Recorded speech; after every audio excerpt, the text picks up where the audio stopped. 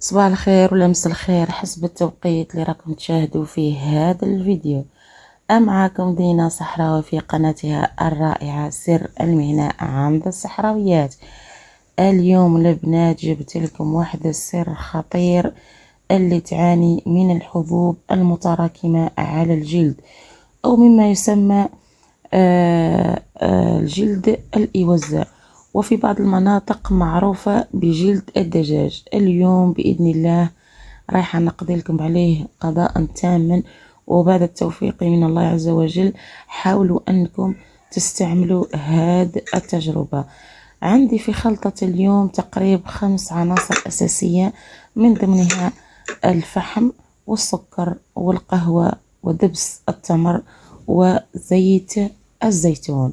رايحين نشاهدوها بعد لحظات في كيفية الخلط.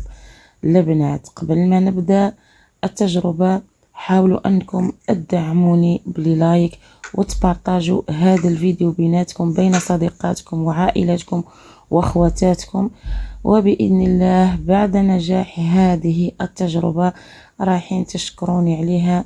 والكثير اللي تعاني منها حاولوا أنكم تخبروها على هذه الوصفة وخليها أجر إن شاء الله. نسحق الفحم الرمادي ندو منه 2 أمغارف. من بعد نذكركم واش معناها الفحم الرمادي. ندو القهوة ندو منها ندو منها مغرف، والسكر ندو منه 2 أمغارف، لأنه السكر يعتبر من أهم المكونات الأساسية في تقشير البشرة.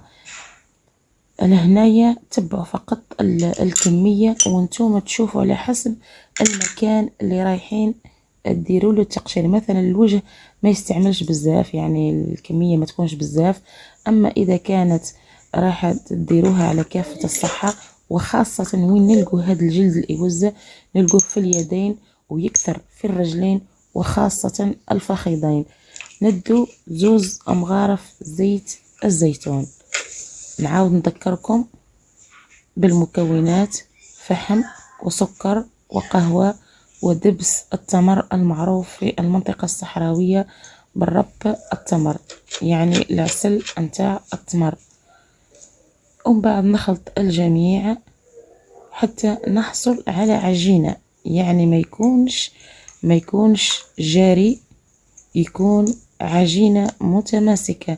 وهنا وين يتم النجاح نتاعها. البنات إذا كان جرت لكم الخلطة ما تنجحش معاكم، لأني نحتاجها هكا ناشفة باش نفركها فرك على الجلد.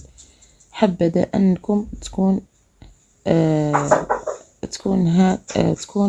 ناشفة على الأقل. راح نمشوا بها خطوة بخطوة. البنات بعد ما خليتها ارتاحت 4 ساعات، دوك نعطيكم طريقتين. هذه الطريقة اللي راني نخدم فيها، الطريقة شوفوا كيفاش راني نستخدم فيها. رايحة الطريقة هذه راح تكون على اليدين، وتكون على الرجلين، وتكون على الفخذين، ولا المنطقة اللي كثرت فيها الحب راح تستعملوها بهذه الطريقة. يعني نمشي على الطول، نمشي على العرض، شغل نمشي كامل، نروح ونجي معاه. شوفوا لهنا باش نحسس انه هذيك الحب، يعني شغل ديري لي عملية احتكاك بين القهوة بين المكونات كل بالعملية عكس عقارب الساعة. يعني خطرة ندي الفوق خطرة ندي لتحت كما نعدت لكم الآن. أما الطريقة الثانية على الوجه راح تكون عكس اليدين والرجلين والفخذين. الآن هذه الطريقة اللي راح نفوتها لك، الطريقة الثانية هنايا رايحة نستخدمها على الوجه. شوفوا كيفاش مازالت الخلطة متماسكة. حاولوا انكم ما تجروهاش بزاف باش ما تعبكمش، وخاصة اذا كانت جارية ماهيش رايحة تفرق معها. لهنايا ندي شوية ونحاول اني نهز هذيك العجينة ونفركها فريك على الوجه، فريق. شوف لهنايا كيما راني نحرك فيها عملية دائرية، ومن بعد نلم هذيك العجينة كامل، العجينة كامل، نحاول يعني ندي منها فقط غير العصير. ونعرفوا زيت الزيتون الحر مفيد جدا للبشرة. إذا كان جينا نتحدث كامل على المكونات كامل أساسية، نعرفوا أن القهوة والسكر من أهم المكونات في عملية التقشير. البنات لهنايا تبعوا الطريقة خطوة بخطوة، وحاولوا أنكم تكملوا الفيديو للآخر على الأقل تستفادوا منه. وكل من تشتكي